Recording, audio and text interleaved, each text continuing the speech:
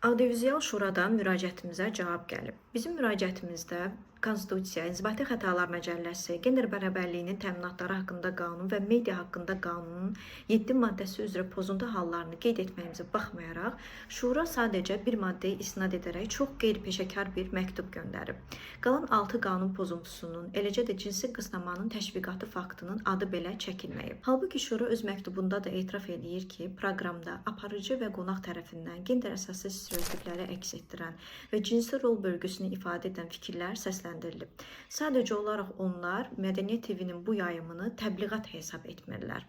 Həmin kadrları sizinlə paylaşırıq. Bu uzun müddətli belə bir strategiyadır. Sən qıza küçədə sataşa bilməzsən, bərabər imkanlar yaradılmalıdır. Yəni ki, bu maskulinlik hardasa itirilibdir. Qanun imtiyazlı şəxslərin qarşısında bükülməməlidir. Gəlin baxaq görək təbliğat nədir? İzahlı lüğətə əsasən təbliğat bir nəzəriyyəni, bir ideyanı kütlə arasında yayma deməkdir. Yəni ictimai efirdə heç bir əksi arqumentlər olmadan səsləndirilən, aparıcı tərəfindən dəfələrlə dəstəklənən gender əsaslı ayrı-seçkilik ifadələri birbaşa təbliğat və təşviqatdır. Media haqqında qanunun 14.1.11-ci maddəsində də göstərilib ki, hadisələr və faktlar qərəzsiz və obyektiv təqdim olunmalı, bir tərəfliliyə yol verilməməlidir. Azərbaycan dövləti 2006-cı ildə gender bərabərliyinin təminatları haqqında qanun qəbul edib və həmin qanuna görə cinsi əlamətə görə hüquqların bərabər həyata keçirilməsini məhdudlaşdıran və ya inkar edən istənilən fərq, istisna və ya üstünlük cinsi mənsubiyyətə görə ayrı seçkilikdir. Dövlət televiziyası kütləvi informasiya vasitəsidir və bir şəxsin dövlət televiziyasına çıxıb bu uzun müddətli strategiyadır ki, sən artıq küçədə qadınlara söz ata bilmirsən,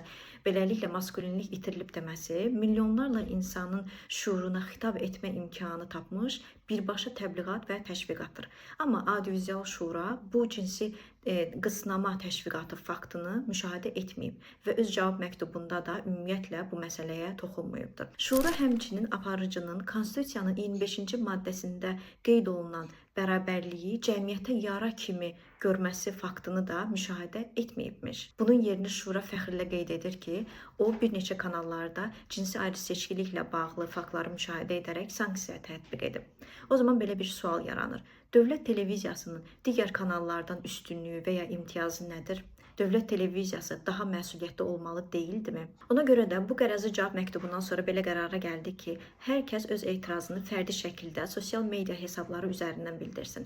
Siz bu hashtaglərdən istifadə edərək və Audiovizual Şuranı postlarınıza və ya storylərinizə tag edərək fərdi şəkildə etirazınızı bildirə bilərsiniz.